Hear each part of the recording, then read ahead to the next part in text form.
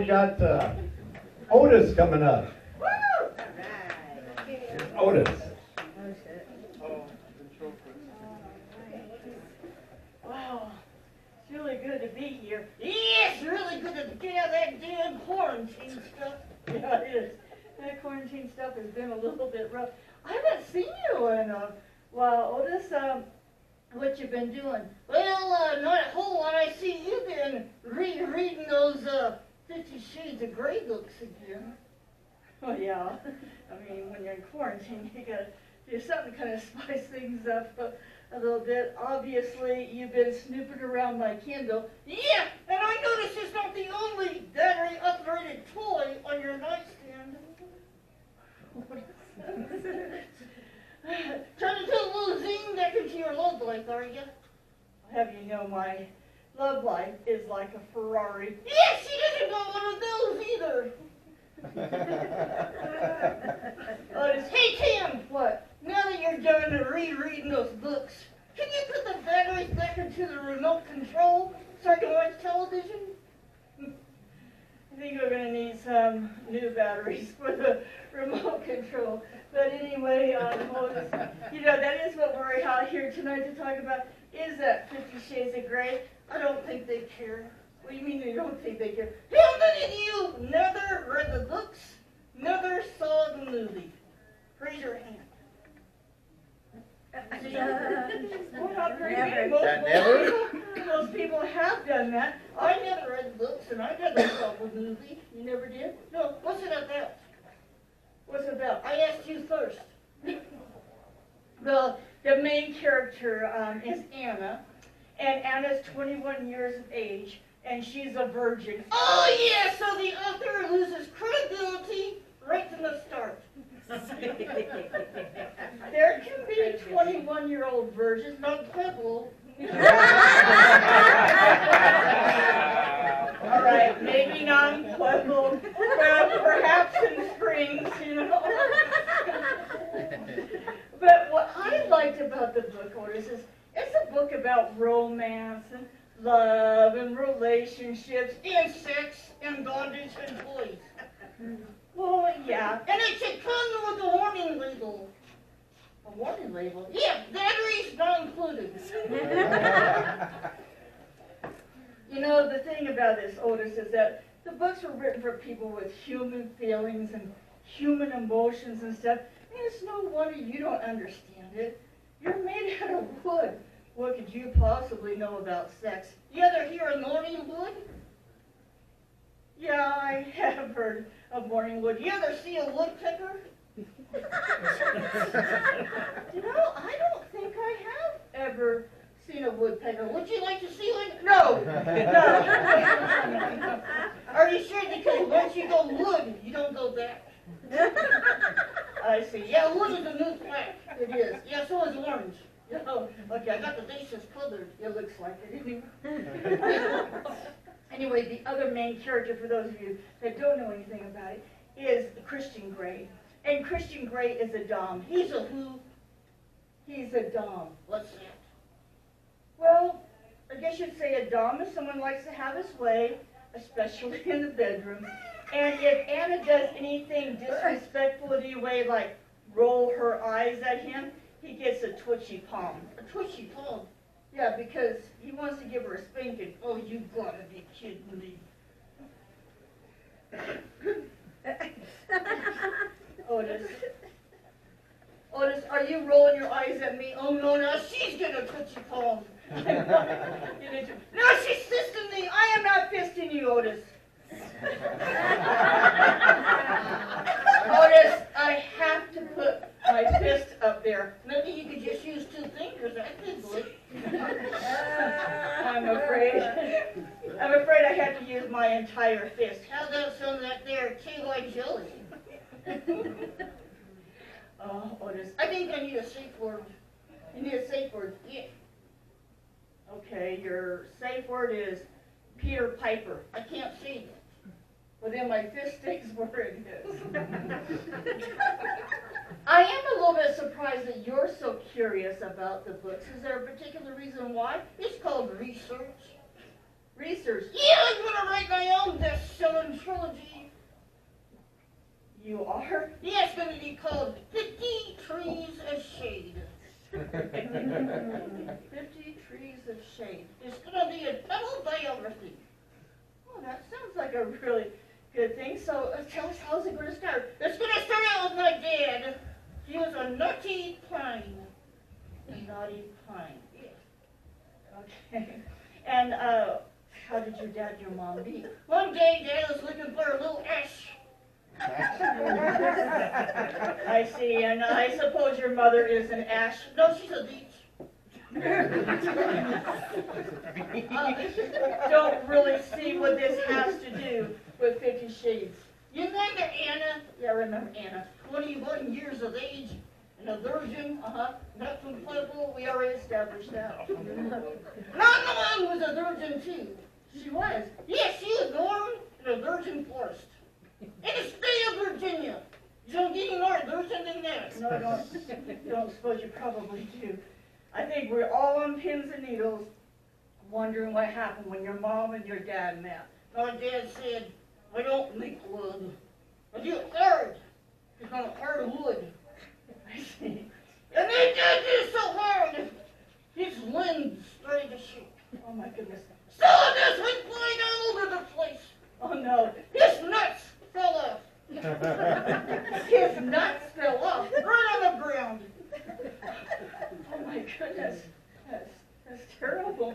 Pretty soon, out of the ground came a little sapling. I see. It was me. Kind of figured that. Dad took one look at me and he said, he's a cute little son of a bitch. Oh, you knew that was coming. Well, Otis, I think it's about time for us to go. Yeah, because she's starting to get that twitchy tongue again. There she goes fishing me. I'm going to get so excited, I'm going to start squirting sap all over the place. It'll be a sticky situation. It will definitely be a sticky situation. Okay, let's hear it for Otis. He's great, isn't it? You know, I was talking to him, and he had a job at Lowe's in the lumber department. But he quit. He used to cut lumber. The 2x4s were his cousins.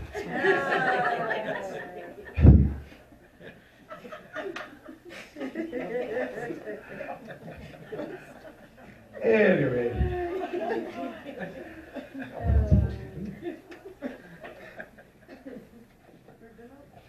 I know. And now we have Sir D coming out. Next part of the show. Hey, thanks for introducing me, Dale. Wonderful to be here. Thank you, everybody, for coming out here tonight. Tonight we're going to talk about 50 Shades of Grey. And how many of you have read those books? Be honest, come on. Not nearly as many people in here as I thought. You guys, if she hasn't read it yet, make sure she never gets a chance to read those damn books.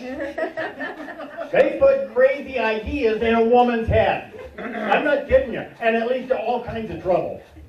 For instance, Pam and I went out to dinner. We're sitting there at, well, it was a big fancy dinner, McDonald's. It was a nice summer day. We were eating outside on the patio.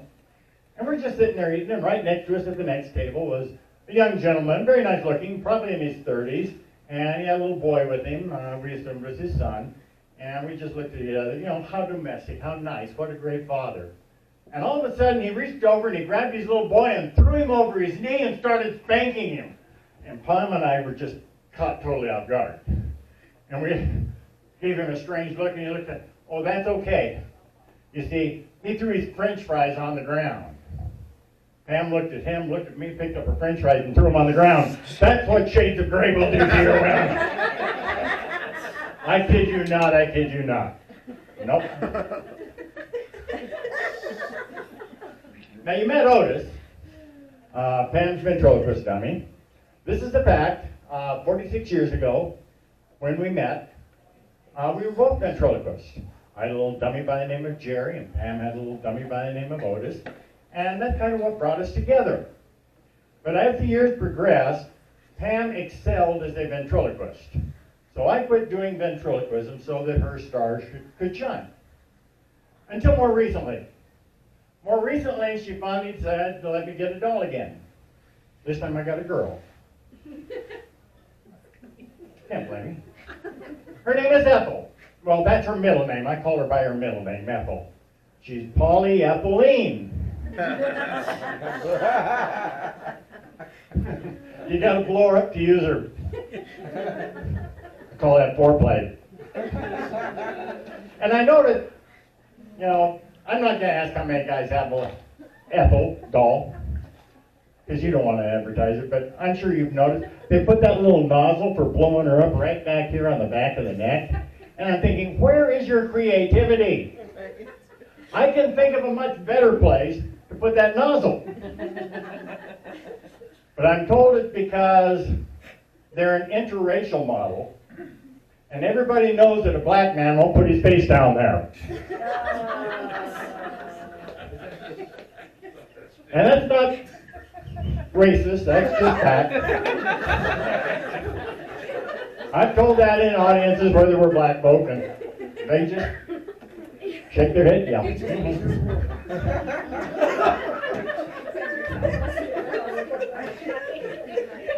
But I love Ethel. She doesn't talk back, doesn't tell me what to do, you know. And she was kind of my go-to girl. So one night we're laying there in bed, and I had a sharp toenail. You know, guys are not good about those things, but their toenails and fingernails. And then they wonder why the wife is screaming. They think they're giving them an orgasm and they're hurting because of the damn fingernails.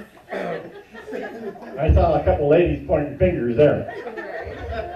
I had a jaggedy toenail, and I stabbed Ethel in her foot, and poof, she shot out the window like a rocket. Jet propulsion. And there I am running down the street after her. Come back, Ethel! It was too late. She'd already been deflated. Picked her up and brought her home. Patched her up. I got to thinking, I'm a boob man. I love boobs. I just love boobs. I wish women had free boobs. And I thought, well, as long as I'm fixing her up, I might as well fix her up. So I gave her a boob job. Wasn't hard, wasn't expensive. Fix a flat. Much cheaper than Pam's boob job was.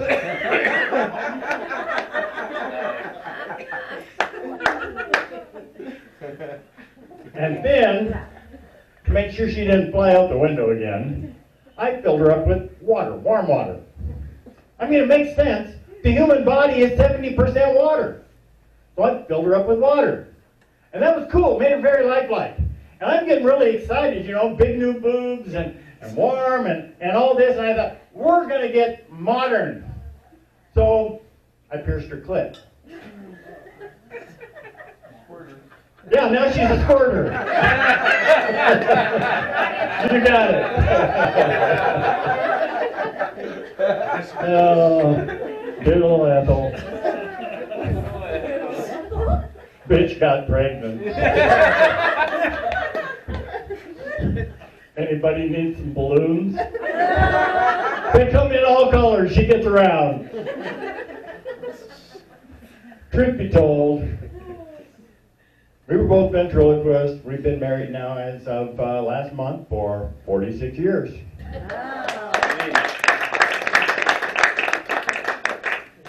When I met Pam, I was 24 years old. I just served 2 tours of duty in Vietnam. I've been around the world. I knew just about everything there was to know in life. Pam was 17 and still a virgin, which is amazing since she grew up in Alabama.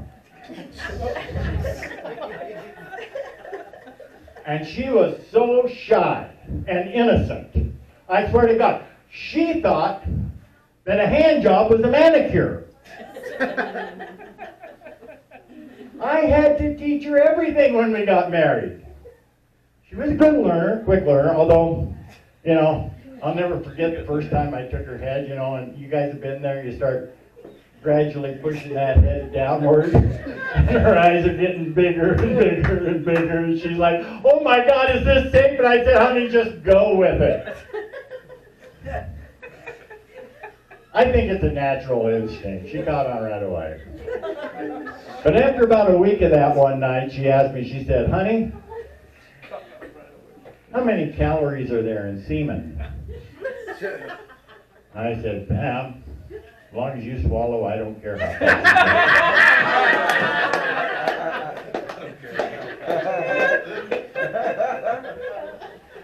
Truth, guys? Yeah, true.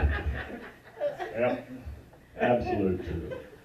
We've been at it for about 6 months. You know how it is when you're first married. I mean, it's 2, 3, 4 times a day, every day. And after we've been doing it like 6 months, one night we're laying there in bed afterward, just before I went to sleep, such as like sleeping pills for men. I mean, it just puts us right out. We're laying there in bed cuddling, and I looked at her and I said, honey, how come you never tell me when you have an orgasm?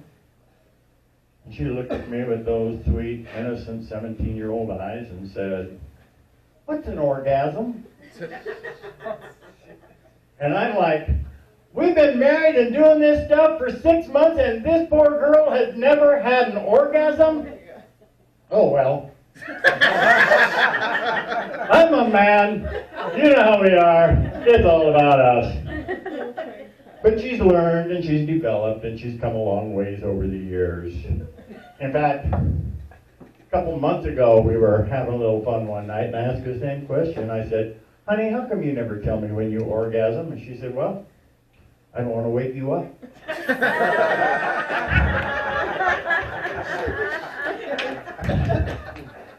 And you ladies know there's more truth than fiction in that. You fake it, so he'll finally quit and go to sleep, and then you finish the job. I know how this works. You just aren't honest about it. But we are, in fact, a BDSM couple. And one of the bedrocks of that is totally open and honest communication. And so we've learned that. And by the way, I've got our books up here. Our favorite book, The Reluctant Husband's Guide to Becoming Christian Grey. We wrote this for the reluctant husbands, and I'm going to tell you a little bit about reluctant husbands a little bit later on.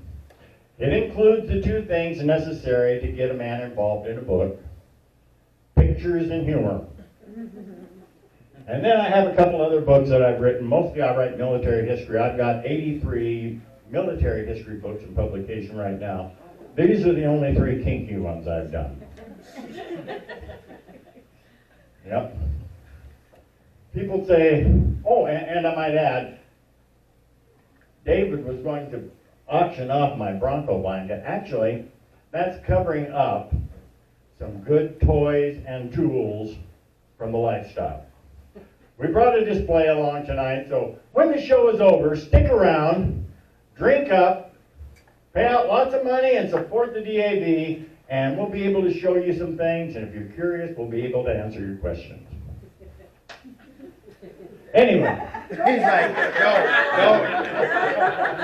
That's why we covered them up. They'd have distracted you for sure. Yeah. But we've come a long, long way. People often say, Doug, what is the secret to be married for 46 years? And so tonight, I'm going to practice open and honest communication with you. And I'm going to speak to the men for a minute. Men, I'm going to teach you the secret of being married 46 years to a woman, and that is to learn a second language. Woman is a language, all its own. And if you want to be successful in a relationship, you damn sure better learn it. Now, we learn a few things. Like, very quickly we learn when she says, honey, tonight I have a headache. She's not asking you to go get aspirin. That's a denial. You ain't getting it. But that's about as far as most men get. So I'm going to give you some insights into the language of woman. For instance, when a woman says, do you suppose? That is not a question. That is a statement. And there is only one proper answer. Honey, do you suppose we could go out to dinner tonight?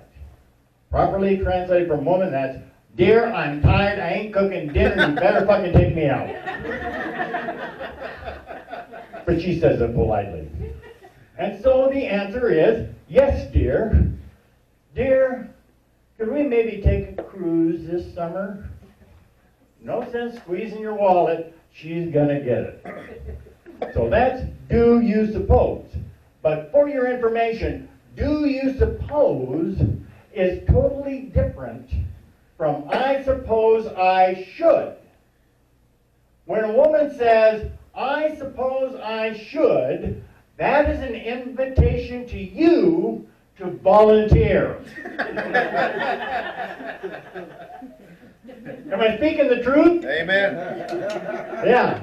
You know, it's cold, it's freezing, it's horrible outside, and she's like, well, I suppose I should run to Loaf and Jug and get milk for breakfast.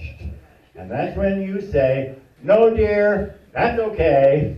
I'll go get milk for breakfast. Because you see, if a woman is going shopping, she doesn't preface it with anything. It's just, I'm going shopping, be back later, bye. And she's gone. However, men, listen up. If she says, I'm going shopping, I need new shoes, properly translated from woman, that's, honey, you're going to get lucky tonight.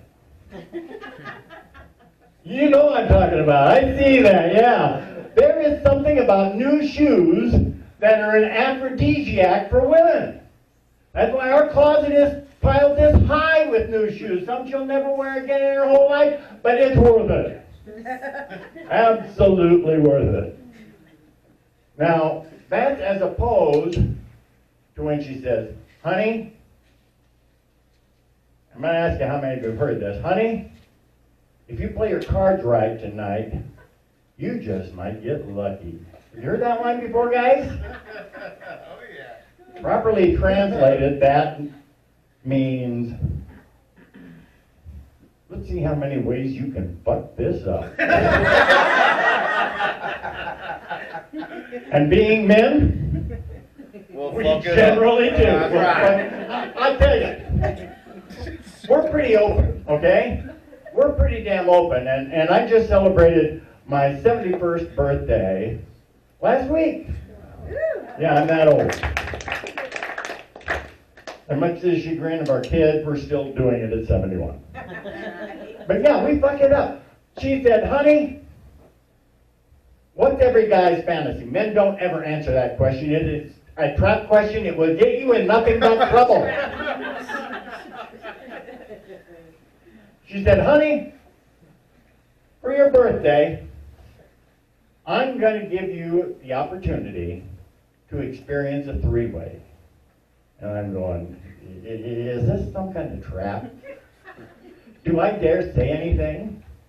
I just sat there and kept my mouth shut because I didn't want to put my foot in my mouth. And she says, no, sir, I'm serious, you know. We've been married so long, and I'm not jealous. I trust you. Honey, I'm going to let you, for your 71st birthday, experience a threesome. Now, which of my girlfriends should I invite? I fucked it up. I gave her two names.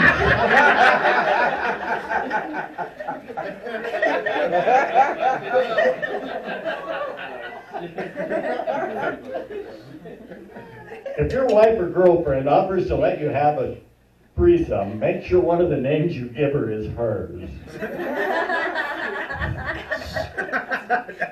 And bit of advice here, make damn sure the other one isn't her sister.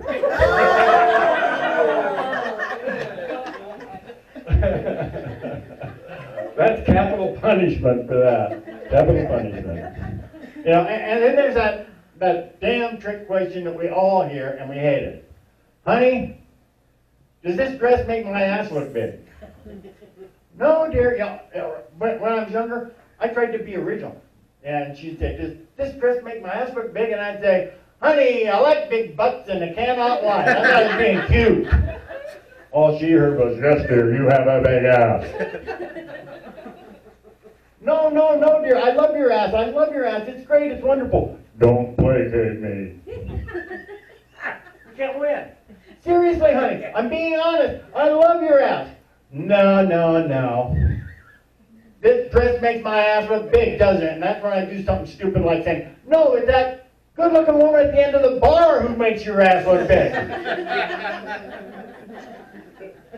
And you can get in so damn much trouble just for turning and looking at a woman when she walks in a bar. But guys, tonight I've given you the key to getting out of trouble. When she turns to you and says, what are you looking at? All you got to do is say, honey, I was looking at her shoes. Those would look so nice on you. Get out of jail free card. Yeah. Get out of jail free. And then that one that we all hate. We're driving down the road, minding our own damn business, and all of a sudden we hear her say, honey, you didn't hear a word I just said. And every man quakes in fear when he hears that line. And we all react the same. And we turn and we say, no, dear, I was listening. I heard you. And then comes the one that scares us even worse. Okay, honey, what did I just say? Now, there is a correct answer, and there is a right answer. The correct answer is, you just said I didn't hear a single word you said. That's absolutely correct, but guys, that's definitely not right. Definitely not right. We begin our book with a series of texts before 50 Shades of Grey and after 50 Shades of Grey. And it's all about where we're going to go eat dinner tonight. I don't care. What do you want? Well, shall we go to Millstop and get Mexican? I'm not in the mood for Mexican tonight. But do patronize Millstop. They've been open throughout COVID, even for carryout. Their motto is, don't worry about COVID. If our food don't kill you, nothing will.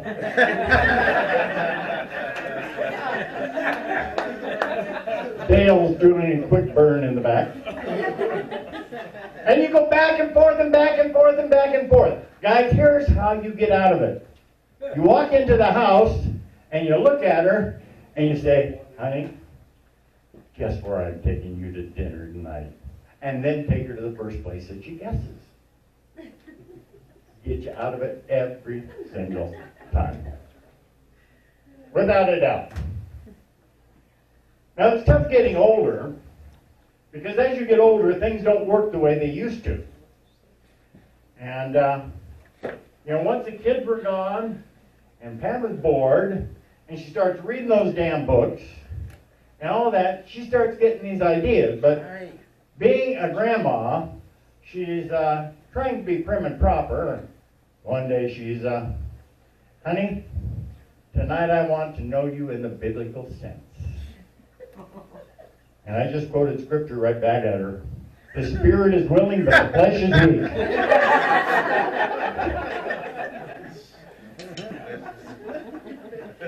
And she said, Doug, they make a pill for that. And I said, ain't gonna happen, no way. This is a fact. Up until last February, I had not been to a doctor since 1972. Not a single time. Not a single doctor. She says, no, you can go to my doctor. No way. I'm just not going to do it. Hard limit. Ain't going to happen. So a couple weeks later, there I am sitting in the doctor's office. Her doctor, a woman, because I didn't have one. And the doctor is like, well, Mr. Sterner, I understand that you're here to get pills for ED. And I said, well, yes, I suppose that's true. She said, well, how many do you want? And I'm like, well, year's supply, 2 or 3 would be great.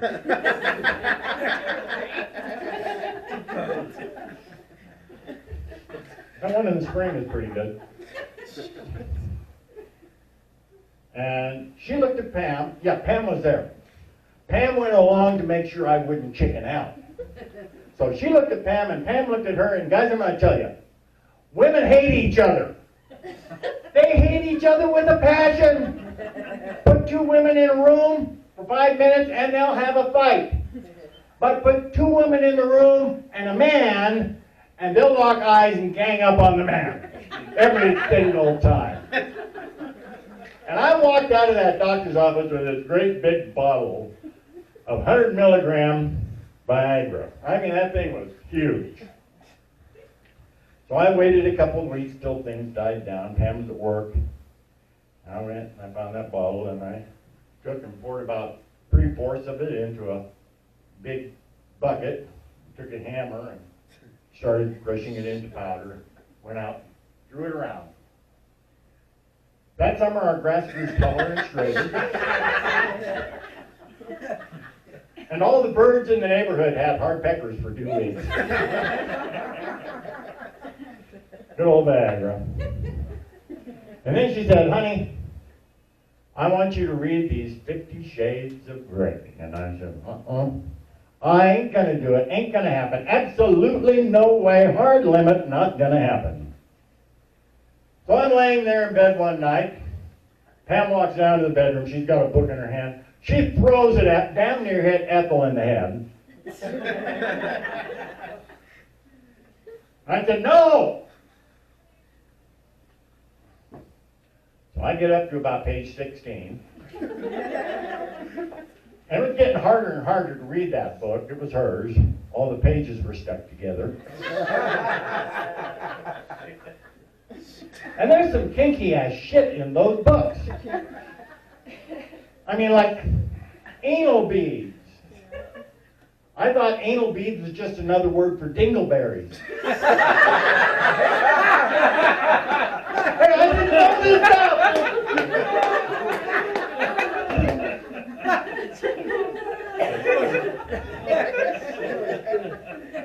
And the toys. Those of you who've read the books, do you know what the first thing that Christian showed Anna was? Anybody? You know what it was? The very first kinky thing that he showed Anna. It was a Wartenberg wheel, the very one that Dave was up here hawking to you guys. Now, what's a Wartenberg wheel? Well, I actually have one here tonight in addition to the ones that he's got for your donation to DAV. This is a Wartenberg wheel. It was designed by a neurologist by the name of Wartenberg. And when you roll it across the skin, it's got little sharp things that stimulate the nerves. It became what we in the BDSM community call a pervertible. A pervertible is something that's used for everyday, normal things that we in the kink lifestyle has kind of converted. It probably got perverted one time when some neurologist had some pretty young lady on his table and he said, now just lay real still and you're going to feel a little prick, and she took him seriously. But what makes a Wartenberg wheel nice is it got little tines all the way around this wheel. So when you roll it across the skin, you feel a whole bunch of little pricks in rapid succession. Kind of like being the only girl at a Central High School cater.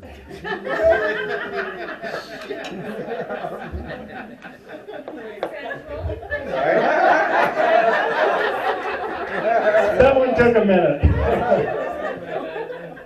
That one took a minute, yeah.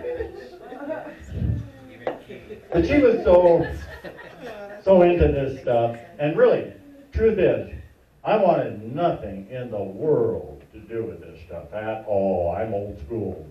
I didn't know any of this stuff. You know, I thought a cream pie was something that you ate. Well, I guess some guys do. I haven't got to that point yet. She asked for a facial and I gave her the credit card and told her to go to the beauty shop. Oh, you missed out. Thank you for that. We were sitting around having lunch one day, and she said, hang on for a second, honey, I want to show you something. And she ran downstairs, and pretty soon she came back with this great big long bandana and this big chunk of rope. And she was, honey, would you gag me and tie me up? Ain't no way! I'm not gonna do that stuff. And she just looked so disappointed. I mean, they did it in the 50 Shades stuff, and so she thought it was okay. And I'm thinking, no, this is not the guy I am. But she was so sad and so disappointed, and I started feeling guilty. I mean, this woman, for more than 40 years, has given herself to me and made all of my fantasies come true, and here I am denying her something so simple. So the following Sunday, we were sitting there at the lunch table, finishing up lunch.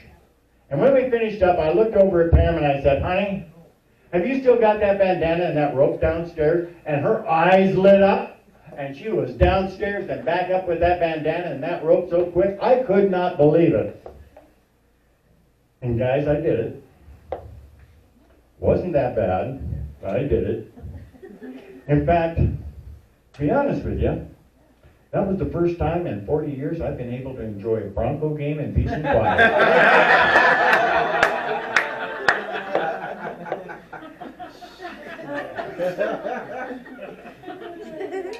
Kinky stuff, kinky stuff.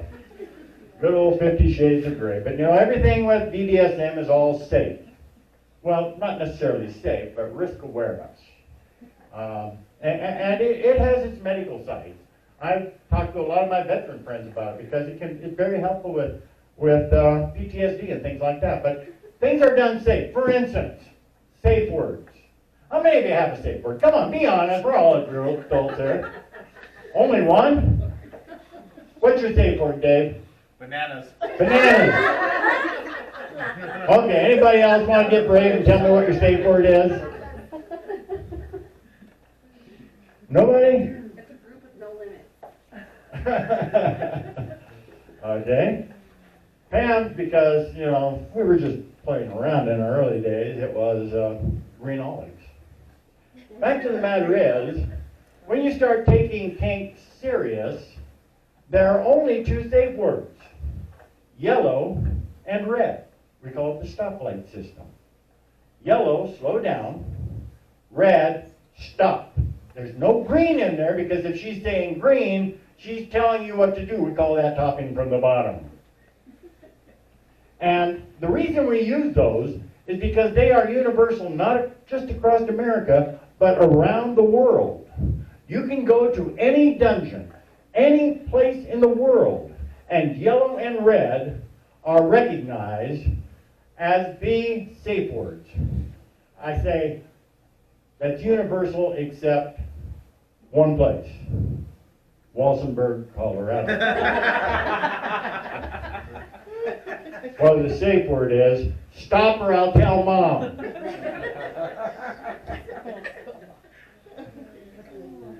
Yeah, but it's fun. You know, women have come a long ways. See, that's the problem. Women evolve. Men do not. The same little girl that came home crying at age 10 from school saying, Billy pulled my hair in school, 10 years later is saying, pull my hair, pull my hair. Because women evolve. Men do not. You know, when a young male, a baby, is screaming and hollering and pitching a fit, every mother knows all you gotta do is put a tit in his mouth and he's happy as a lark. I'll tell you what, when you get to be my age, if I'm screaming and hollering and pitching a fit, all you gotta do is put a tit in my mouth and I'm happy too. We don't change, we don't evolve. We're the same basic creatures we always were. And I guess that's good. Because you see, I am old. Did you know that prior to the 1950s, the medical community did not even believe that women were capable of an orgasm? That's a fact. That's an absolute fact. They called them paroxysms. If a woman was nervous and getting upset and all this, she would go to her doctor who would put a little olive oil on his fingers and give her a paroxysm. That's where the word hysteria comes from hysterectomy. It's all related. And then as a result of that, we got our modern vibrator. In fact, there's a great movie out there on that. I'm trying to remember what it was called, but it's basically pretty factual. Until the 1950s, when Masters and Johnson came along, the medical community did not know that women could orgasm. And the fact is, 50% of American women still don't know they can orgasm. But in the 1950s, along came Masters and Johnson with their groundbreaking new ideas on this. And women felt liberated, and then along came the pill, and it gave them a little bit more liberated, and women began becoming more and more sexual and evolving, one thing we men don't do. And then, in the 1960s, they discovered something else new. A doctor by the name of Ernest Grafenberg in the 1940s had discovered a position or a point in a woman's body that came to be known as the G-spot, named after Dr. Grafenberg. Now, I am convinced Dr. Grafenberg is the only man in history that's ever found the G-spot. Seriously. Most men couldn't find the G-spot with the GPS. Proceed straight ahead, into the tunnel, curve up, up, up, damn it! Recalculating.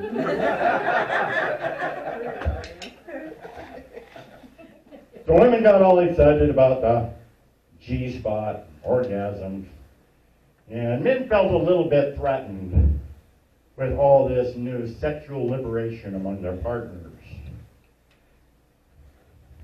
And so we decided to exert our dominance and prove to them what we could do. We could ejaculate. Yeah. And we proved it in all the 1970s porn. Yeah. Did you see what I just did? How can I see? The first shot glued my eyes closed.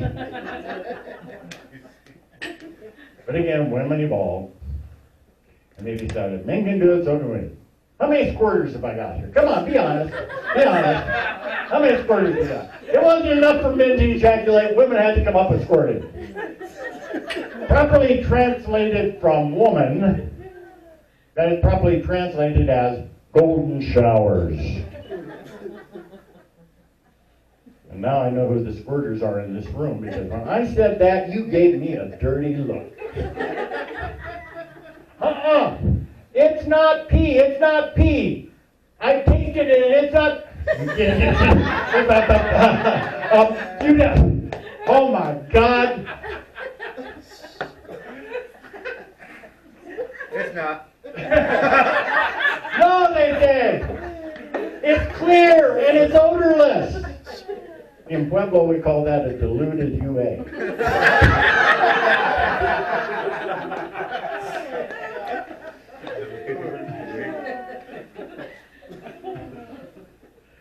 I told you it was adult humor. And you got the women that can and the women that haven't.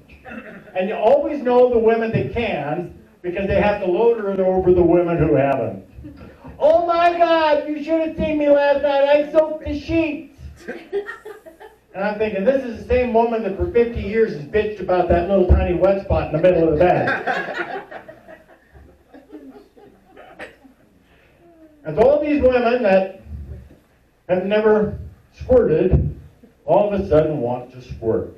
And back when Craigslist had ads on it, you'd see them all the time. This guy, I can make you squirt, I can make you squirt, I can make you squirt. All these women are going crazy for him. So gentlemen, I'm going to close tonight by telling you how to make your woman squirt. Surefire, never fails. The first thing you got to do is plant a seed in their mind. You see, with women, you fuck their brain before you fuck their body. Now you laugh, but ladies, am I right? Uh-huh. And you tell her, honey, next Tuesday night, we're just going to have a relaxing evening, and I am going to make you squirt.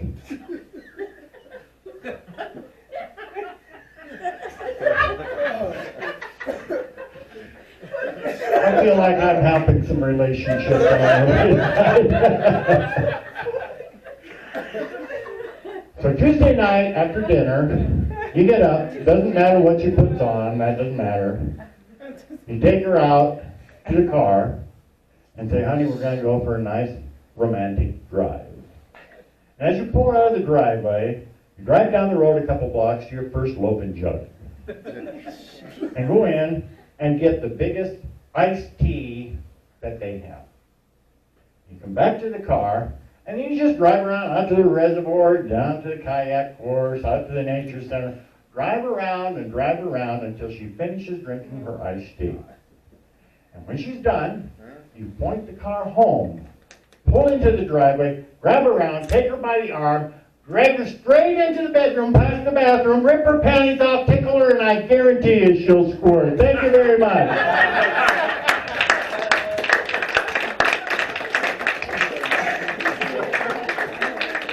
How about Sir D? He's great, isn't he? Oh, yeah. Something else.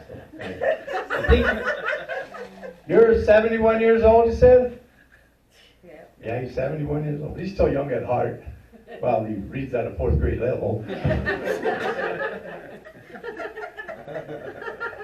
Anyway. Okay, hope you're all having a good time. It's for a good cause. It's supposed to get cold tomorrow, so, you know.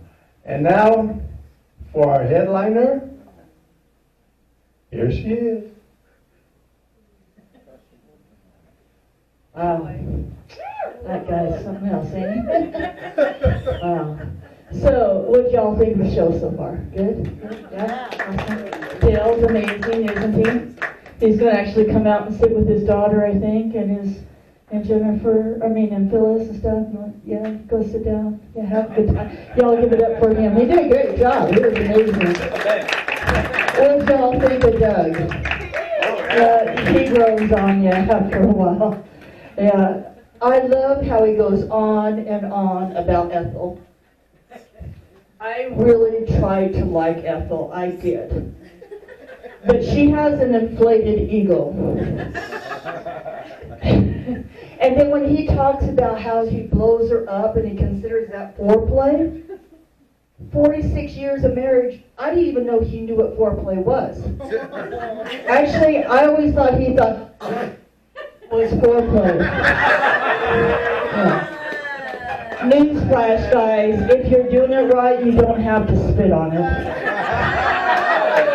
It actually produces its own lubricant, am I right, ladies?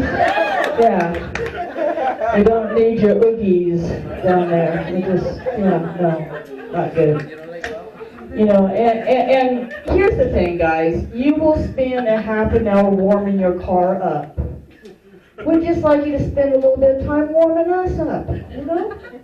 Like, seriously, you will look for the remote control so you can turn on the TV, even if it takes you an hour to find it. We just want you to look for that little button that turns us on. Okay, you're not going to find it, but we'd like you to at least look, you know? Damn it, we'll even show you where it is.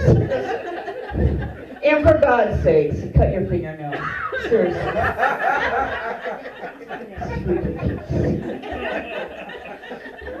Yeah, but you know, Doug did start taking Viagra, and that stuff's expensive. $15 a pill. $60 a year.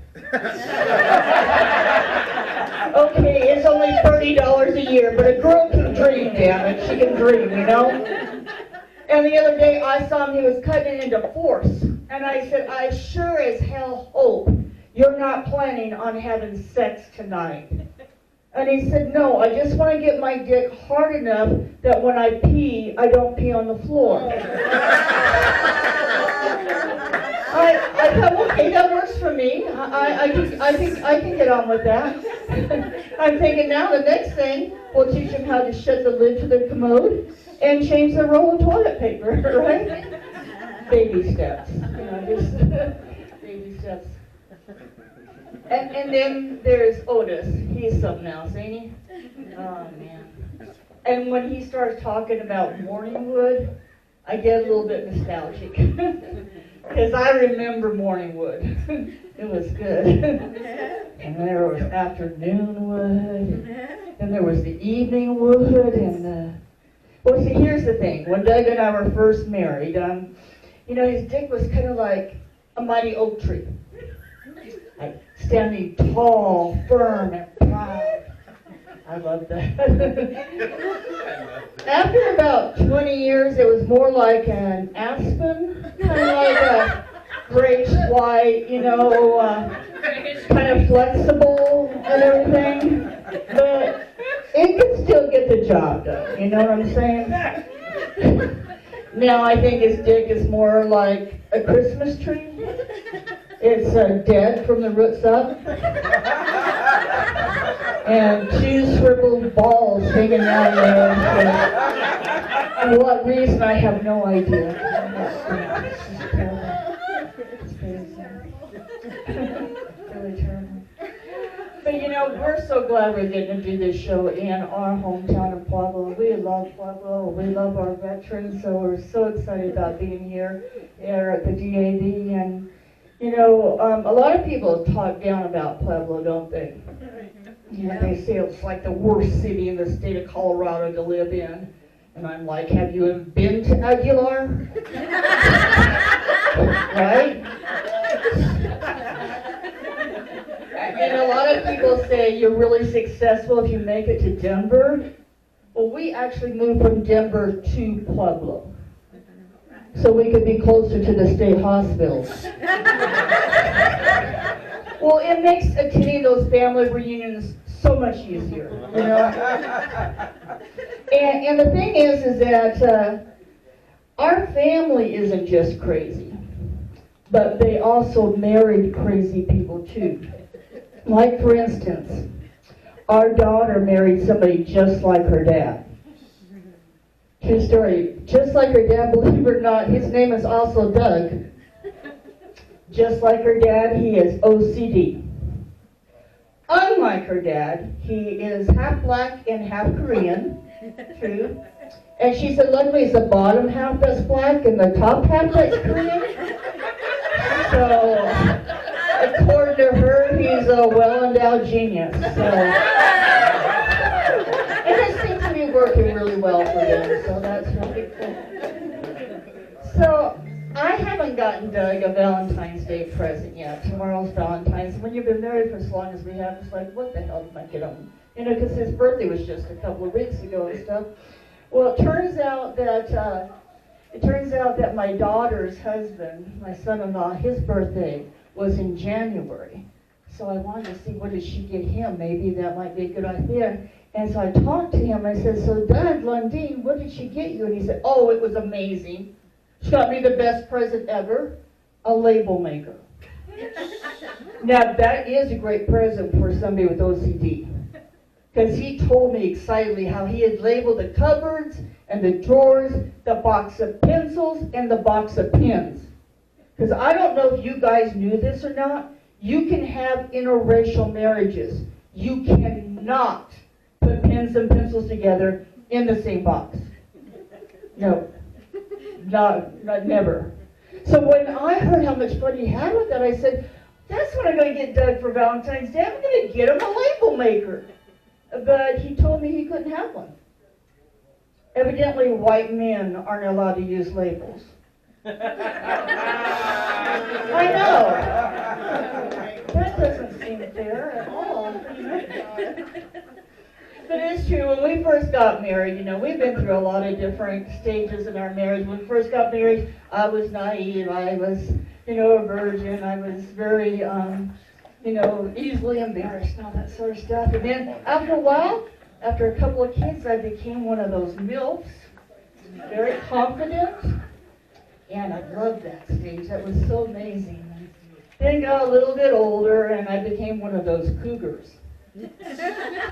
I'll tell you, that was fun. I had a good time with that one. I was actually still thinking that I was a cougar until I looked it up on the internet. I don't know if you guys know this or not, but they only live to be about 30 in captivity. And we've already established I've been in captivity for 46 years. So guess I'm not a cougar. I guess now that I'm a grandma, that makes me a gilf. Yeah. The really good news is in a few years, I'm going to be a great gilf. So I'm looking forward to that. That's going to be fun, yeah. So basically what I'm trying to tell you guys is that my wild oats have turned into cream of wheat.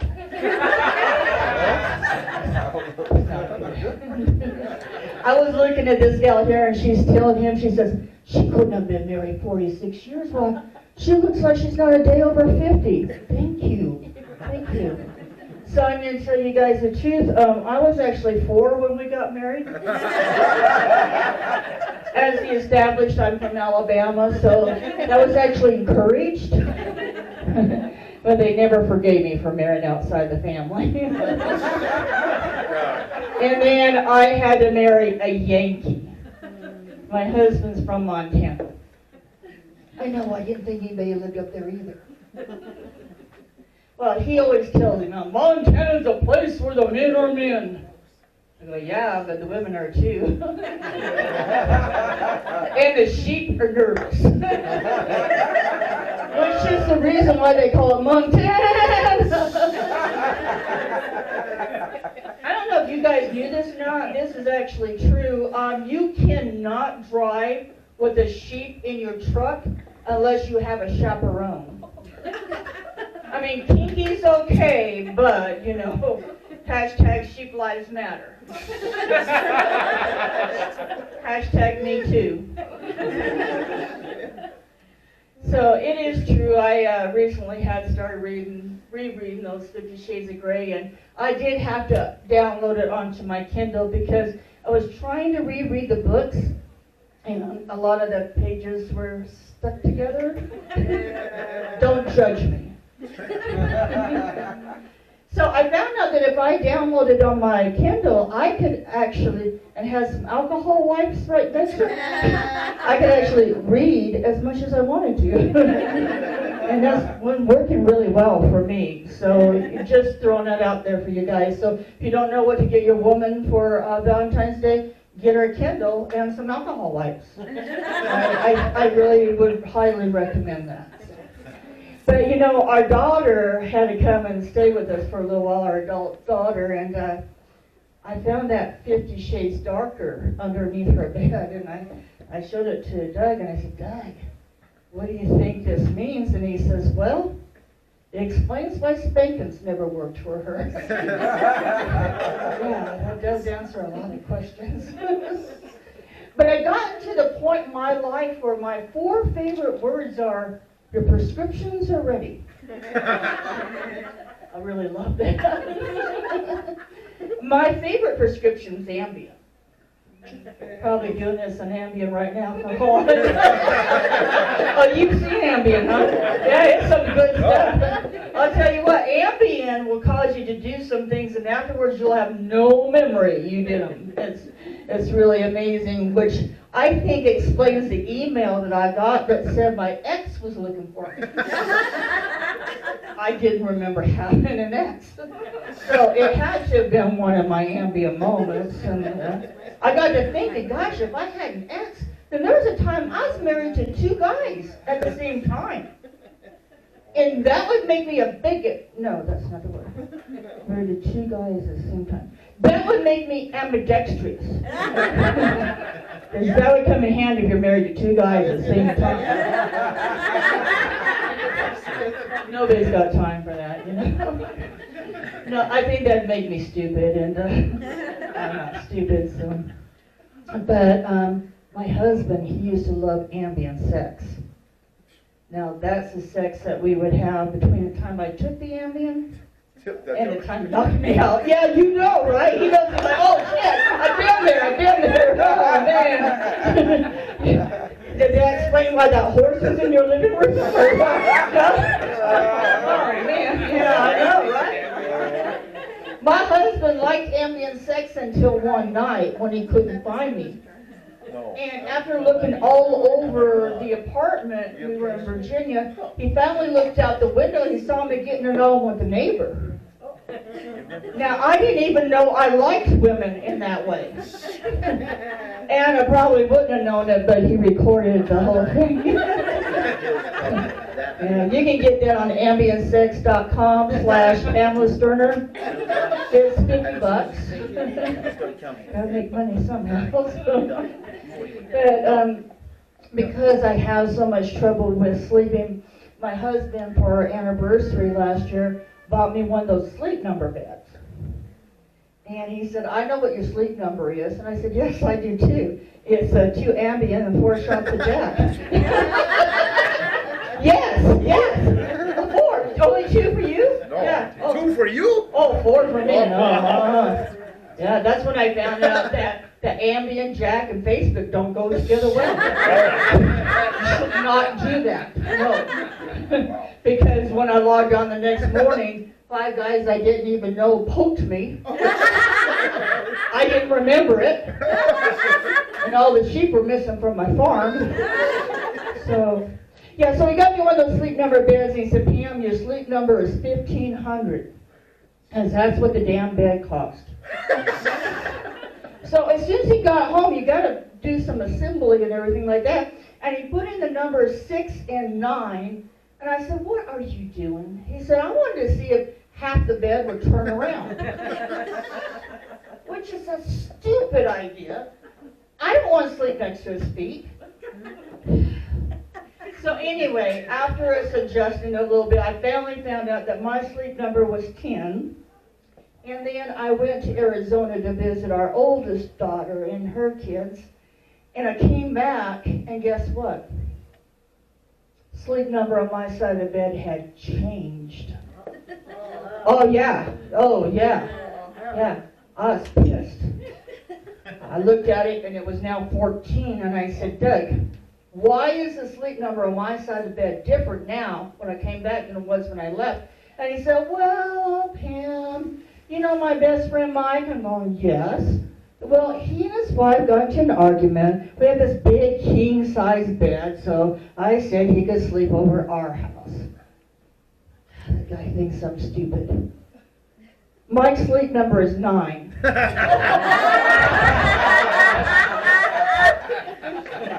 So then he tried to tell me, you remember that hot redhead Susie? I go, you mean my best friend? He goes, yeah, she came over. Yeah, oh, Doug, seriously. Susie's sleep number is 6. Not that she normally sleeps when she comes over. But if she did, that's what it would be. So it turns out that's the dog's sleep number. Which I think explains the jar of peanut butter that was on the nightstand. I know, right? Oh, man. So now Doug's sleep number is 3, because that's how many cushions are on the couch. Well, at least he's not having to sleep outside the doghouse. I do have some concerns for him, you know.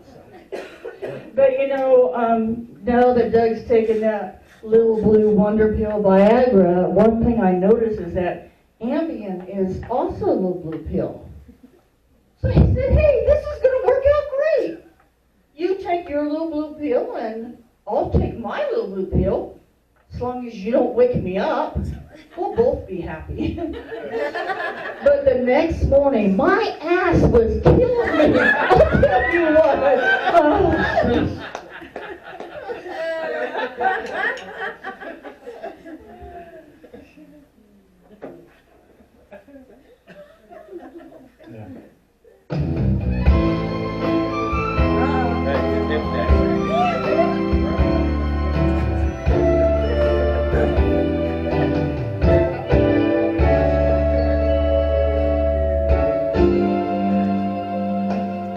So let's sing you to sleep after the loving with a song I just wrote yesterday. And I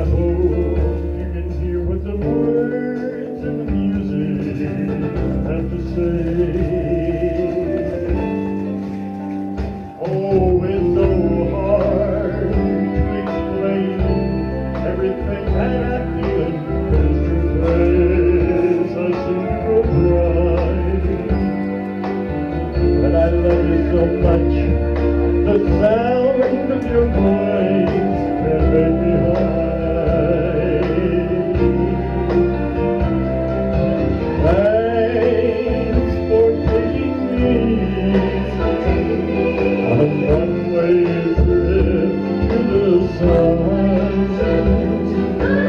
And thanks for turning me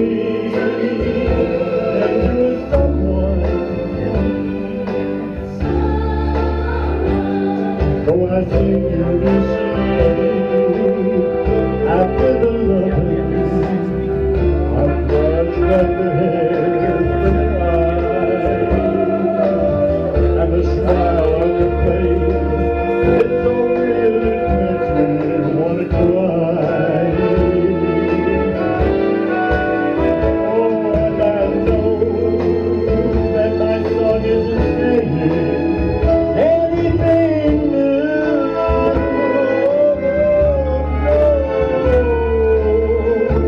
After the loving, I'm still in love with you. We want to thank you all for coming out tonight. Dave, come on up here and join us. Dave, and we need you to join us because we know what he does, you're a big part of.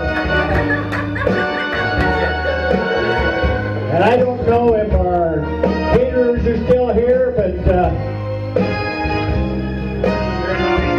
they're gone. Let's thank them for the food. And your special host tonight, Dale Merritt, over at Mill Shop. Seriously, go out and patronize him. We're going to stick around. We're going to show you some things, answer questions, and basically have a great Valentine's Day night. I'm still in love with you.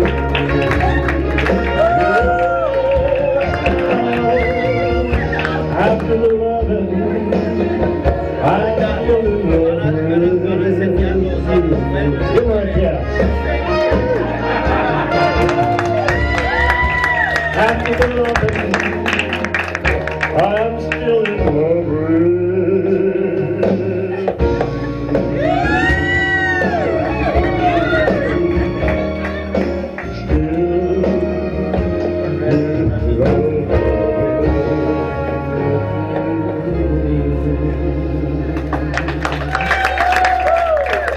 Yeah, guys, stick around. Like I said, the more you drink, the more we make.